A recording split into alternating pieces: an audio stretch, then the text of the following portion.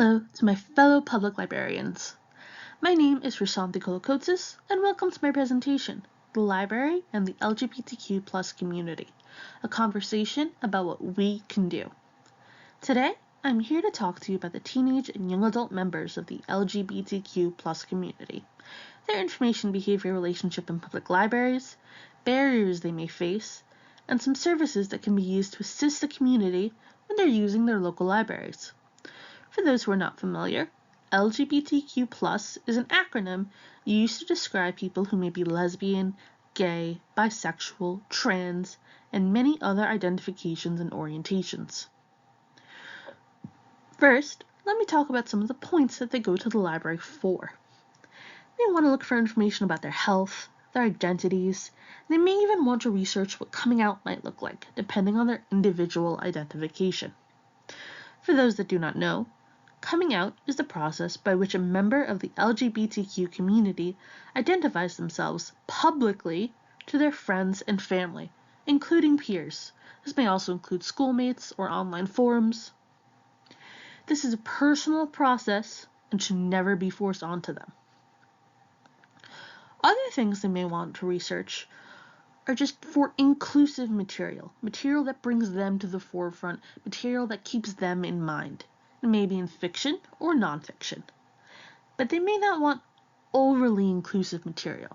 They may not want book covers that are colored rainbow or obvious couples of the same sex on the cover. Remember that for the majority of the members of this group, they may still be living with their parents. We consider teenagers to be between 13 and 19, and young adults roughly to be between 20 to 26. They're beginning to know their own mind and question themselves, but that does not mean they want to be questioned by other people, especially their parents. We all remember what it was like to be a teenager. It may simply be out of a sense of shyness or privacy, but the home life may present a barrier to the people of this group. Home may not be a safe space, and as information scientists who work with the public in public libraries, we should keep this in mind when making our recommendations. We should try to read the room, or as Gen Z might like to say, read the vibes. Despite the many things they may use the library for, there are definitely barriers that members of this group have to face, and I'm not just talking about their parents. There are also the matters of discrimination and erasure. Let me be clear that they are not the same thing, though erasure may be used as a tool of discrimination. Discrimination is prejudicial treatment, while erasure seeks to deny the existence of the identity. And there's a want in erasure to eradicate that identity or orientation from a place, in this case the public library. Discrimination and erasure are ugly words, especially when you think about it being targeted towards someone as young as the people in this group, and especially when it may be done by an older adult staff member. It may also happen between peers of the same age, but it does happen. Some examples of LGBTQ erasure include the banning of LGBTQ books, all the way from the adult section to picture books in the children's department, but especially YA books. And the banning of LGBTQ-friendly programs completely from the library space.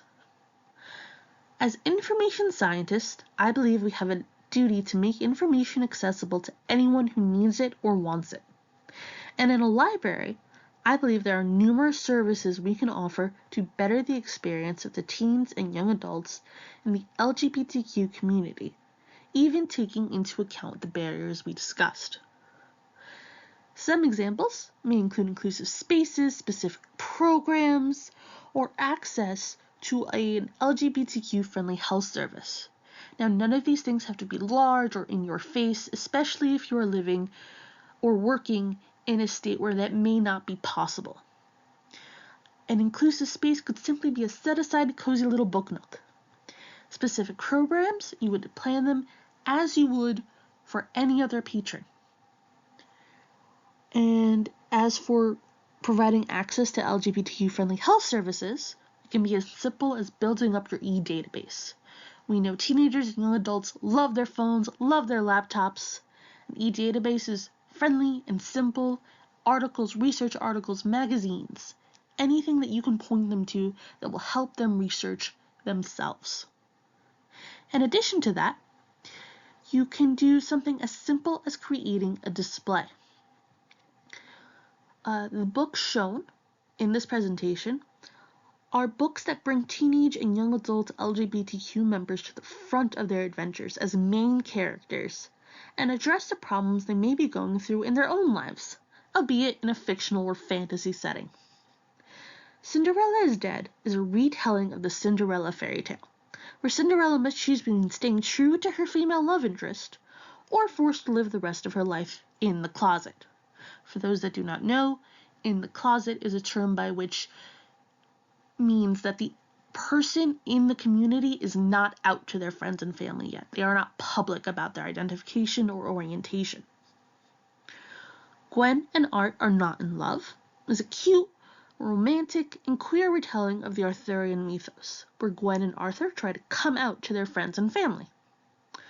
They are easy, accessible titles. They are not in your face, just in case safety is an issue, and they would be safe to recommend or check out on the visual of their book covers alone, especially if your library faces some of the issues that we discussed. By implementing these strategies, libraries can significantly improve their services to assist the LGBTQ teen and young adult community. These efforts not only benefit LGBTQ individuals, but also contribute to a more diverse library experience for all patrons, not just patrons, but your staff as well. Thank you to everyone for your time and attention, and I hope this presentation leaves you with a little more understanding of the services you can offer to a community who really needs it.